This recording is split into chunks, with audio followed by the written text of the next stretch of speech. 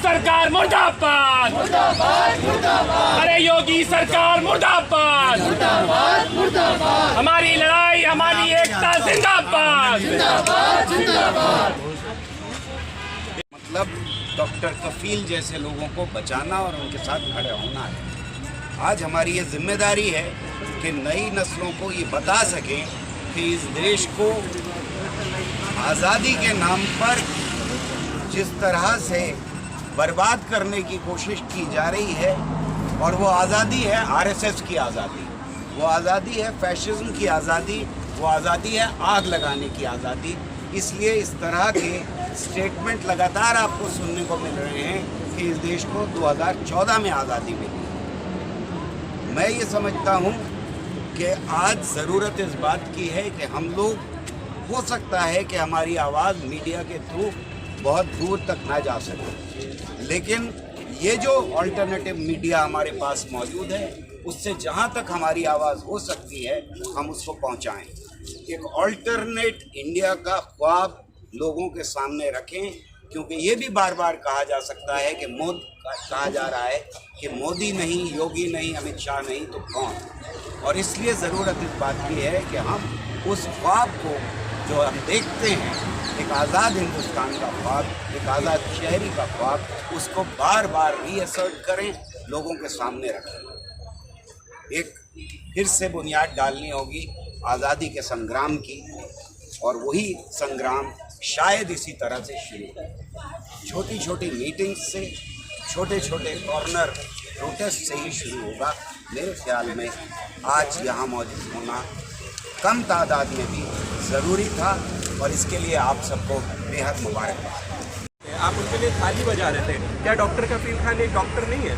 उनको सज़ा किस चीज़ की मिल रही है, मैं ये पूछना चाहता हूँ। क्या उनको सज़ा इस चीज़ की मिल रही है कि वो एक डॉक्टर है, या उनको सज़ा इस चीज़ की मिल रही है कि वो एक मुसलमान है? लगातार उनकी मुस्लिम आइडेंटिटी पे प्रहार करा जा रहा है, लगातार उनकी मुस्लिम आइडेंटिटी पे उनको प्रताड़ित करा जा रहा है, सिर्फ इसलिए क्योंकि वो सत्ता से सवाल करते हैं। क्या हर इंसान का हक नहीं है? क्या मेरा आपका हक नहीं है सत्ता से सवाल करना?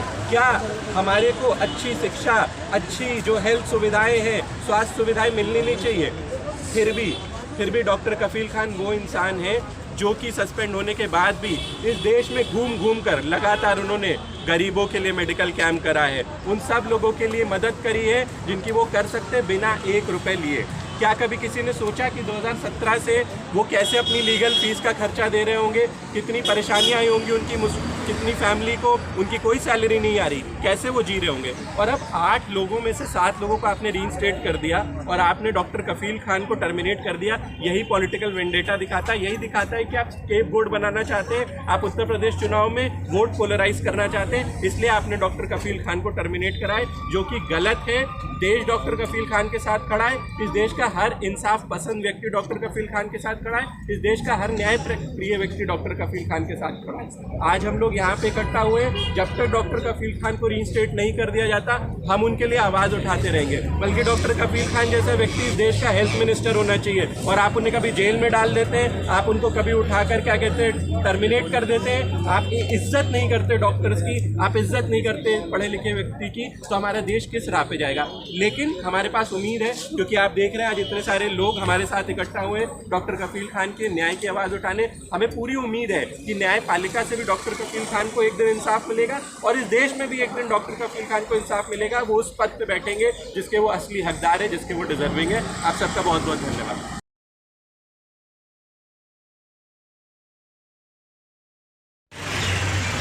आंसर जो है सिंपल है, खुश ठीक, but it's a setback. Yogi ji की कृपा है, सब मेहरबानी से चल रहा है। एनीवे, सबसे पहले तो I thank to medical service centre and the whole family of medical service centre. The moment they heard that news that the Uttar Pradesh government has terminated me on 10th of Odisha, 13th they did in Karnataka, and today we are in Delhi. तो हालांकि मुझे protest में नहीं आना चाहिए, मैं तो इनका शुक्रिया करने आया हूँ, क्योंकि मुझे संविधान है मुझे मेरी नौकरी वापस दो विद ड्यू रिस्पेक्ट, ये निकाला है। और ये कहते हुए निकाला है कि मेडिकल नेग्लिजेंस इन्होंने किया था, करप्शन किया था।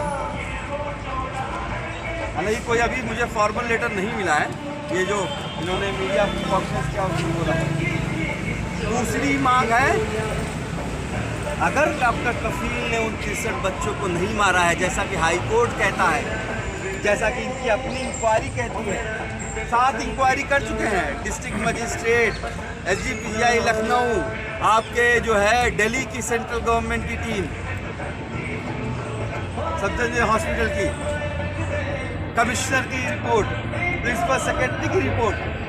मतलब इतनी इंक्वायरी करने के बाद भी जब उनको कोई आंसर नहीं मिलता है, तो मैं यही पूछता हूँ, अगर डॉक्टर कफील ने उन 63 बच्चों को नहीं मारा है तो किसने मारा है? सरकार को ये इंक्वायरी खोलनी होगी कि अगर डॉक्टर कफील गुनाहगार नहीं है तो कौन है इसके साथ। और तीसरी डिमांड सबसे ज़रूरी, जो कि सबसे ऊपर होनी चाहिए, कि उन 63 बच्चों के माँ बाप को इंसाफ करना। अपने सामने मरते हुए देखा है, उनको कब इंसाफ मिलेगा? वो आज भी 4 साल हो गए। सरकार को सामने आना होगा, ये बताना होगा कि हाँ उस दिन ऑक्सीजन की कमी हुई थी, हाँ उस दिन बच्चे मरे थे, हाँ हमने करप्शन की वजह से पैसे नहीं दे पाए हम सप्लायर। इसलिए नाम को अलग कर दिया है, हर बार छोड़ दिया है, लेकिन ये जद्दोजहद चला रही। मेरे भाई को वहाँ गोली मारी गई थी जहाँ पे चीफ मिनिस्टर जी खुद मौजूद थे, 500 मीटर की दूरी। आज जो है, आज तक कोई इंक्वायरी नहीं हुई है, कोई गिरफ्तारी नहीं हुई है। कुछ पेपर्स आपके सामने दिखाना चाहूँगा कि क्यों उनको लगता है, समझते हैं कि क्यों योगी जी आप ही के पीछे पड़ेंगे। तो सबसे पहले तो ये पेपर है, इस पर डेट देखो क्या पड़ी हुई है। ये 8 अगस्त 2017 की डेट पड़ी है। कब की? 8 अगस्त 2017। और घटना कब की हुई? सॉरी 8 अगस्त 2016 की डेट पड़ी है। ये देखिए 8 अगस्त 2016 की डेट पड़ी है और 8 अगस्त 2017 को घटना हुई है, यानी 1 साल पहले मैंने ज्वाइन किया था। 1 साल पहले जूनियर मोस्ट डॉक्टर था। मीडिया वाले जो बड़े बड़े, आप तो खैर पोर्टल्स वाले हैं, जो बड़े बड़े मीडिया हाउसेस थे दिल्ली या मुंबई में बैठ के, उन्होंने सोशल मीडिया से खबरें उड़ा के वाइस प्रेसिडेंट डॉक्टर कफील खान 70 बच्चों का कातिल, टाइम्स नाउ में एक साहब पत्रकार हैं बड़े चिल्ला रहे थे, सुपरिटेंडेंट बना दिया, वाइस प्रिंसिपल बना दिया, हेड ऑफ द डिपार्टमेंट बना दिया। और गवर्नमेंट ने भी वही चार्ज लगा के पिछली कई इंक्वायरी में ये मुझे गिराते रहे। कारण है ये लेटर, ये देखिए कब लिखा गया है, 6 अप्रैल 2017 को। और किसको लिखा है?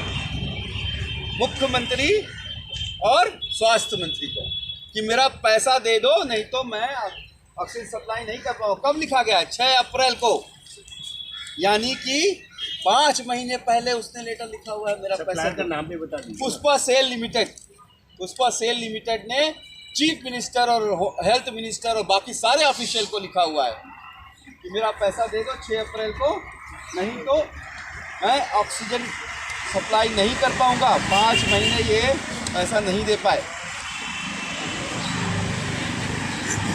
इसी वजह से मुझे जो है चुप कराने की कोशिश की जाती है। ये लेटर देखिए कब का है, 9 अगस्त 2017 का, यानी 1 दिन पहले जब घटना हुई है। अब किसको गया है? माननीय मंत्री जी को, स्वास्थ्य मंत्री जी को, कि भैया 68 लाख रुपया हो गया, नहीं दोगे 24 घंटे में बंद कर देंगे। इसने दिया है पुष्पा सेल में, जो सप्लायर था लिक्विड ऑक्सीजन का।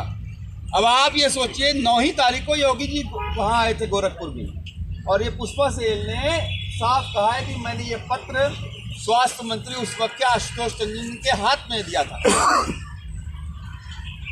फिर भी पेमेंट नहीं हुआ। 63 बच्चे थे, गरीब थे, मर गए, क्या फर्क पड़ता है, गरीब के बच्चे तो मरते रहते हैं। स्पीड ऑक्सीजन टैंक बहुत बड़ा होता है और जब वो ख़त्म हुआ तो पूरे हॉस्पिटल में ऑक्सीजन नहीं थी। 18 एडल्ट भी मर गए थे, उनकी कौन जांच करेगा?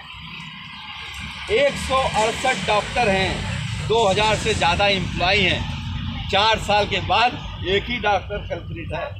सर ये सारे डॉक्टर मेरा काम था पेशेंट को देखना और बच्चों को जो first year, second year, final year के बच्चे हैं उनको पढ़ाना। यही सर मैं गलत कह रहा हूँ? पीडियाट्रिशियन कम कम कम कम। Am I right? Yes, that's our job. Doctor का ये जॉब होता है कि दवा लिखेगा, इलाज करेगा।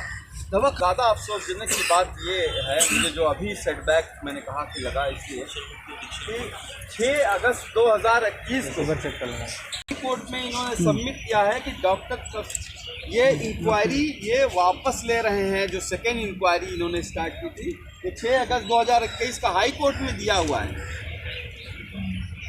कि जो सेकेंड इंक्वायरी इन्होंने स्टार्ट की थी वो उसको वापस ले रहे हैं। सेकेंड इंक्वायरी क्यों स्टार्ट हुई थी? क्योंकि पहली इंक्वायरी में चीफ सेक्रेटरी ने ये कह दिया था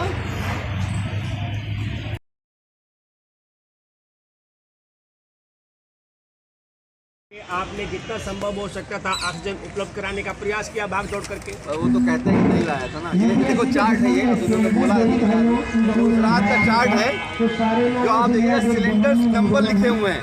हर सिलेंडर का जम्बो सिलेंडर का यूनिक ऑक्सीजन नंबर होता है। ये सारा ये उसी चार्ट है। देखिए क्या लिखा हुआ, डॉक्टर कफील सर ने दिए। ये किसने लिखा है? जो सेंट्रल पाइपलाइन ऑपरेटर जो ऑक्सीजन सिलेंडर आते हैं, जो मतलब वहाँ पे लगाते हैं।